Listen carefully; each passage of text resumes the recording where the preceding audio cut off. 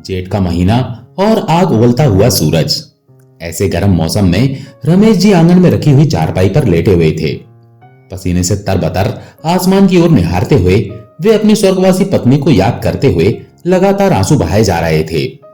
रात के 2 बज रहे थे, लेकिन उनकी आंखों से नींद गायब थी। नींद आती भी तो कैसे? सुबह से अन्न का एक दाना उनके मुंह में नहीं गया था। अब तो उनके पेट की आंतें भी सिकुड़ने लगी थी। रमेश जी धीरे से उठे और रसोई घर में जाकर खाना ढूंढने लगे, लेकिन खाने के लिए कुछ था ही नहीं।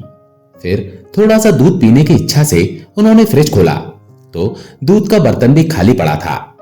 बुझे मन से रमेश जी एक गिलास पानी पीकर ही वापस अपनी चारपाई पर आकर लेट गए। एक ओर तो इतनी भयंकर गर्मी और दूसरी ओर भूख। परेशान होकर बस दाएं बाएं करवट बदल रहे थे और इंतजार कर रहे थे कि कब सुबह हो और कब बहू उन्हें खाने के लिए कुछ दे।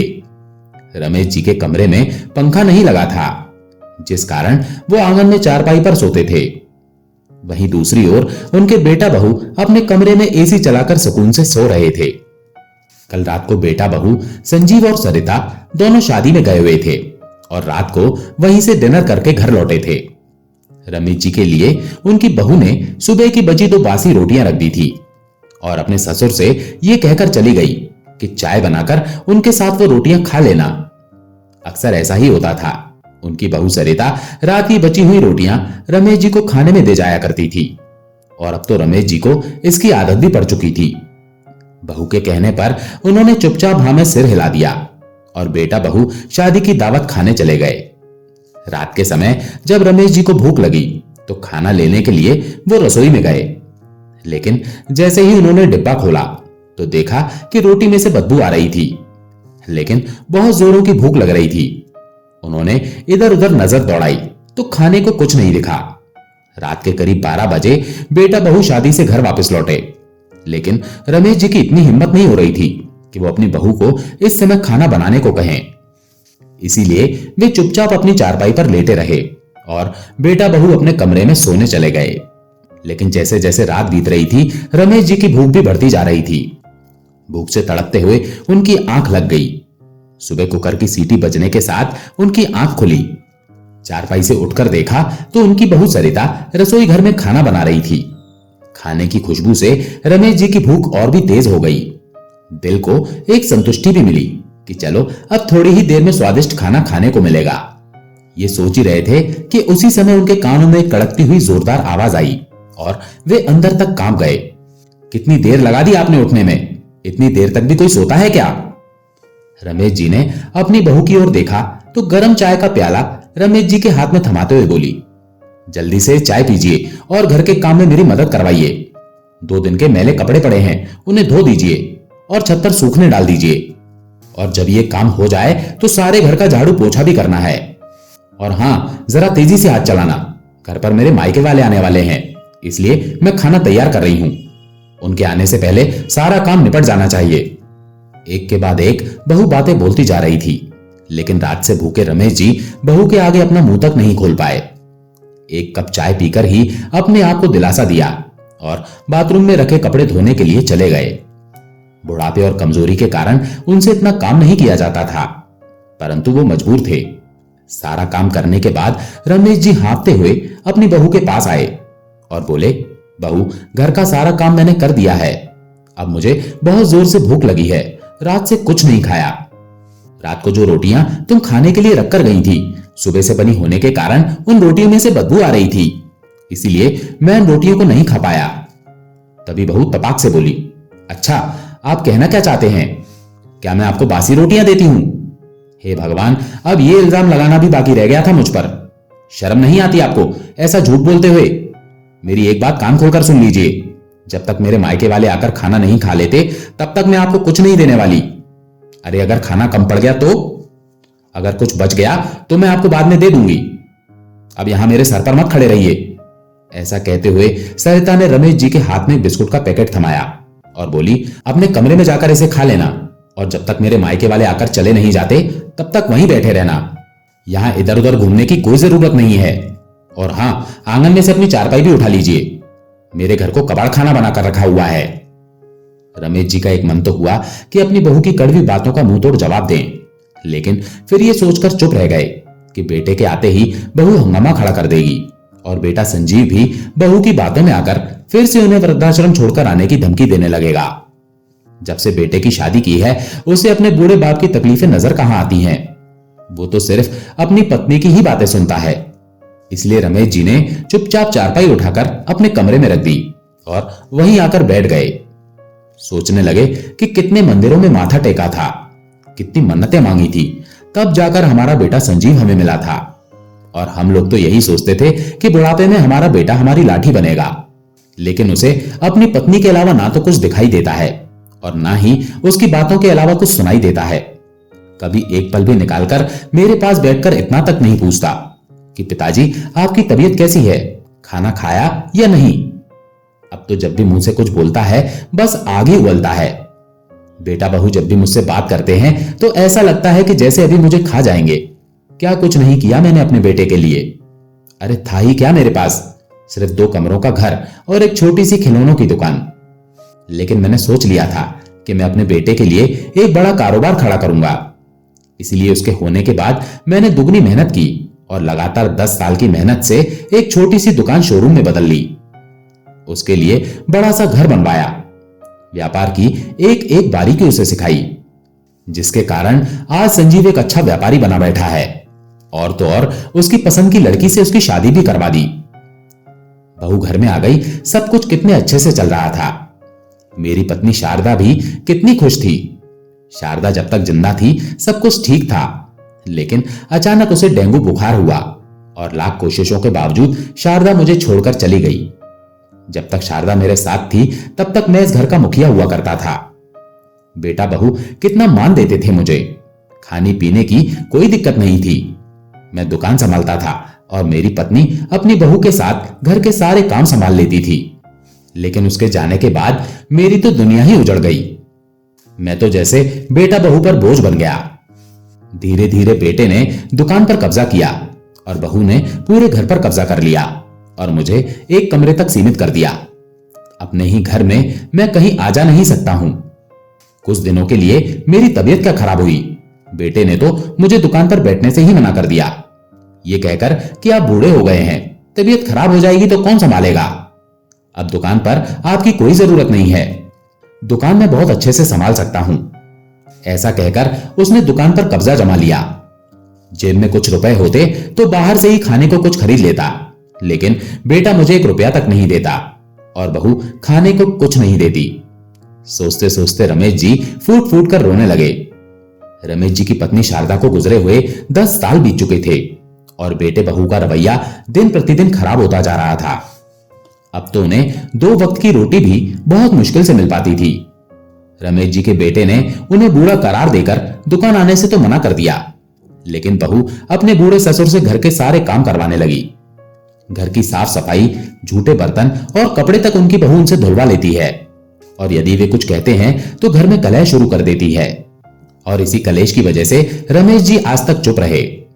समय बीतने के साथ साथ उनके बेटे और बहू का व्यवहार तो बद से बदतर होता जा रहा था। उनके बेटे और बहू को उन पर इतनी भी दया नहीं आती थी कि उनकी उम्र बढ़ती जा रही है, घर का इतना काम वो कैसे कर पाएंगे। रमेश जी का एक पोता रोहित भी है, जो इंजीनियरिंग की पढ़ाई करने के लिए विदेश चला गया। जब उनका पोता छोटा था तब रमेश जी अक्सर उसके साथ खेलकूद किया करते थे और उनके पोते को भी अपने दादाजी के साथ घूमना फिरना और खेलना बहुत अच्छा लगता था। अक्सर दादाजी कभी उसे पार्क में घुमाने ले जाया करते तो कभी बाजार में। दादा पोते में प्यार इतना था कि जब तक रात में अपने दादाजी से वो कहानी नहीं सुन लेता था तब तक उसे नींद ही नहीं आती थी। स्कूल से आने के बाद भी रोहित अपने स्कूल की सारी बातें अपने दादाजी के साथ साझा किया करता था। रोहित बड़ा होकर इंजीनियर बनना चाहता था, इसीलिए स्कूल खत्म होते ही माता पिता ने उसे पढ़ने के लिए ऑस्ट्रेलिया भेज दिया। जब से रोहित पढ़ाई करने के लिए ऑस्ट्रेलिया गया था तब से रमेश जी बिल्कुल अकेले रह गए थे, क्योंकि एक उनका पोता ही था जिसके संग बातें करके रमेश जी अपने सारे गम भूल जाया करते थे। रोहित ही अपने दादाजी की दवाई और खाने पीने का ध्यान रखा करता था। अपने कमरे में बैठे रमेश जी अतीत के पन्ने पलटते जा रहे थे। तभी अचानक दरवाजे की घंटी बजी और वो अपनी यादों के समुद्र से बाहर आ गए। वे समझ गए थे कि बहू के मायके वाले आ चुके हैं, लेकिन उन्हें बाहर निकलकर कुछ देखने की इजाजत नहीं थी। बाहर से खूब हंसी ठिठोले की आवाज आ रही थी और जोर शोर से नाश्ता पानी भी चल रहा था। रात से भूखे रमेश जी अपने कमरे में बैठे बैठे इंतजार कर रहे थे कि कब बहू के मायके वाले खाना खाएं तो उन्हें कुछ खाने को मिले।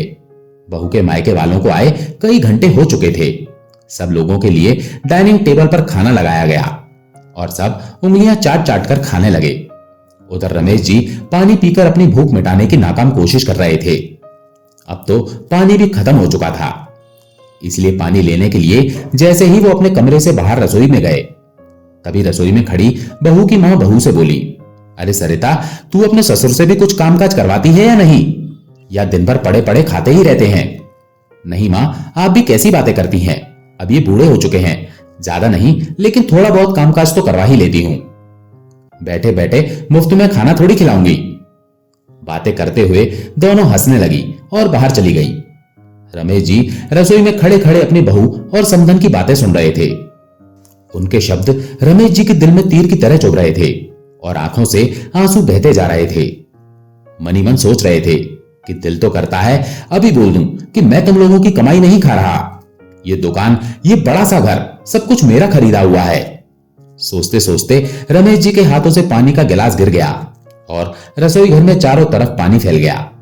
गिलास गिरने की आवाज सुनकर बहू भागती हुई आई और रसोई घर में चारों तरफ पानी गिरा देखकर जोर से चिल्लाते हुए बोली, आपको एक बात समझ नहीं आती? जब मैंने आपको रसोई में आने से मना किया था, फिर क्यों आए रसोई में? पूरी रसोई गंदी कर दी। चलिए अब जल्दी से साफ कीजिए। बहू का इस तरह से जोर जोर से चिल्लाना क्या कम था कि उनका बेटा भी पीछे से चिल्लाता हुआ आया, पिताजी, जब सरिता ने आपको यहां आने से मना किया था तो फिर रसोई घर में क्यों आए? अरे पूरे घर में इधर उधर घूमना क्या जरूरी है आपका? एक जगह पर बैठा नहीं जाता, सारा मजा खराब कर दिया। ऐसा कहते हुए बेटा बहू पैर पटकते हुए चले गए। भूखे रहने का दर्द इतना नहीं था जितना अपने ही बच्चों से जिल्लत भरी बातें सुनने का दर्द था। आज रमेश जी पूरी तरह से टूट चुके थे।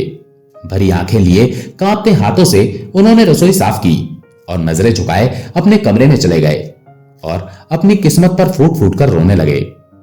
खाना खाने के बाद सभी लोग चले गए और रमेश जी अभी तक अपने खाने का इंतजार कर रहे थे कि बहू कुछ खाने को दे दे, लेकिन बहू तो रसोई बंद करके अपने कमरे में जाकर लेट गई। रमेश जी बहू को आवाज देते हुए बोले, बेटा कुछ खाने को दे दो, बहुत भूख लगी है।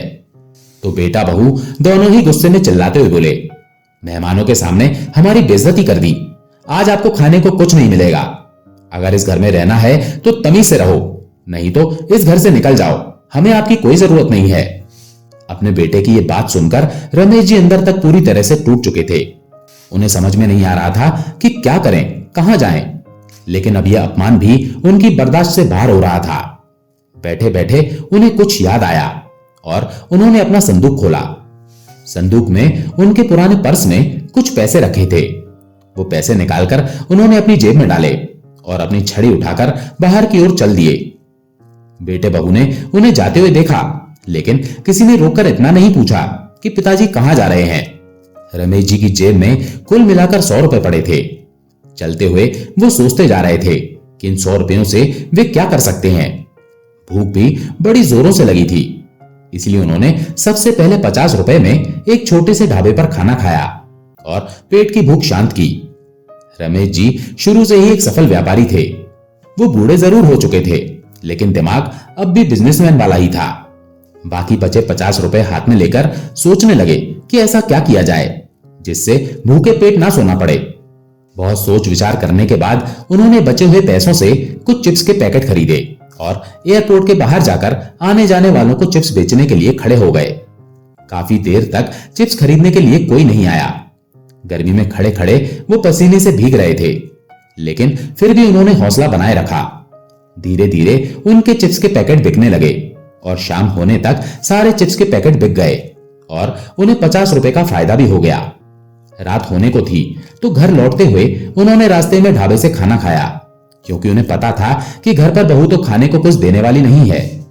इसलिए खाना खाकर वो घर लौट आए। अब हर रोज रमेश जी ऐसा ही करने लगे। वो बूढ़े जरूर हो गए थे, लेकिन इस उम्र में भी उन्हें मेहनत करने में कोई परेशानी नहीं होती थी। सुबह घर के सारे काम करने के पश्चात रमेश जी रोजाना चिप्स के पैकेट बेचने के लिए एयरपोर्ट के बाहर जाकर खड़े हो जाते। बेटा बहू तो वैसे भी उनसे बात करना पसंद नहीं करते थे, इसीलिए वो भी उनसे कभी ना पूछते कि आप इतने समय के लिए कहां जाते हैं। रमेश जी के पास अपना खर्च करने के लिए कुछ पैसे इकट्ठे होने लगे और उन्हीं पैसों से वो भरपेट खाना भी खा लेते और कुछ पैसे बचा भी लेते। अब उन्हें हर छोटी मोटी चीज के लिए अपने बेटे बहू के आगे हाथ फैलाने नहीं पड़ते थे। ऐसा करते करते 8 महीने बीत गए। 8 महीने के बाद रमेश जी के पोते रोहित की पढ़ाई भी पूरी हो चुकी थी।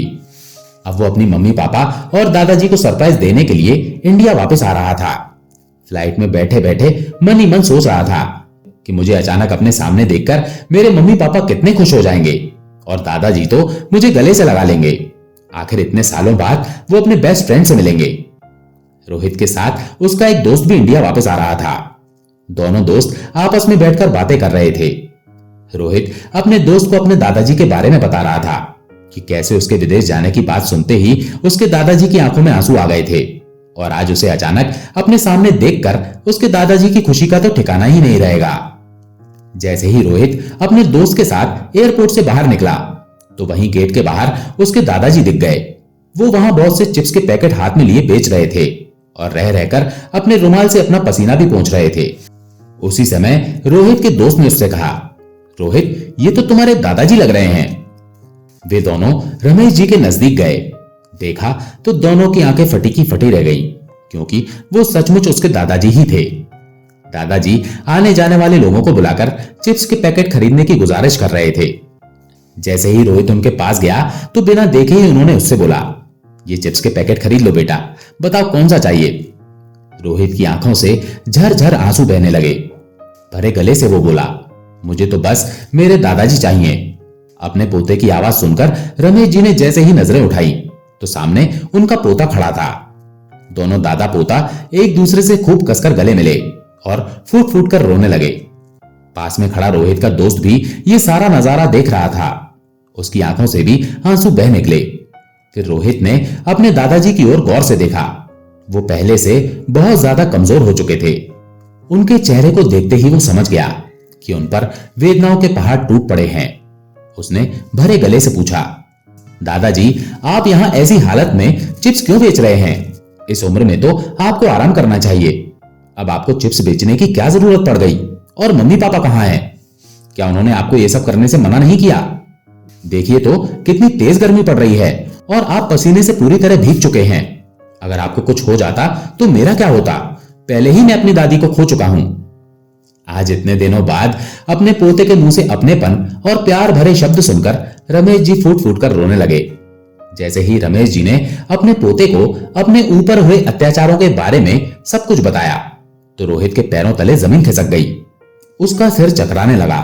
आज तक वो अपने जिन माता पिता को भगवान का दर्जा देता आया था, उनकी करतूत सुनकर वो दंग रह गया था।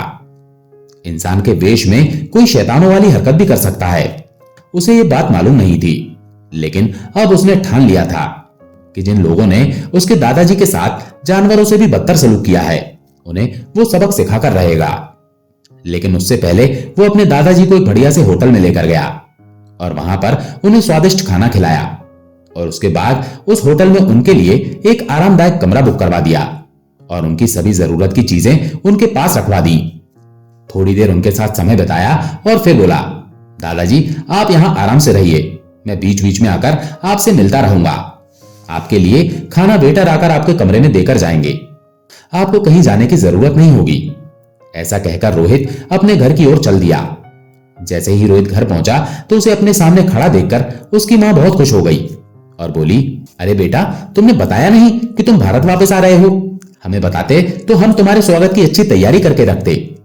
फिर रोहित अपनी मां की आंखों में आंखें डालते हुए गंभीर स्वर में बोला, लेकिन अगर मैं पहले बता देता तो मैं वो सब कैसे देखता जो आज मैंने अपनी आंखों से देखा है।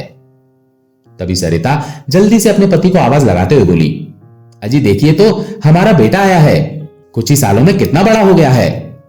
आंखों में खुशी के आंसू लिए जैसे ही सरिता अपने बेटे को गले लगाने लगी, तभी रोहित ने अपनी मां का हाथ पीछे झटक दिया और बोला, मां पहले मुझे यह बताओ कि दादाजी कहां हैं?